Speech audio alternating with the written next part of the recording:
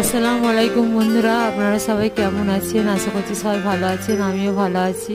আজকে রেসিপি কিছুই না, দুটো ভর্তা সাথে আমরা ডাল। খুবই সিম্পল খাবার, মাঝে মাঝে মুড খারাপ হয়ে গেলে এরকম খাবার ভালো লাগে খুবই। আমাদের বাড়িতে সবার পছন্দ।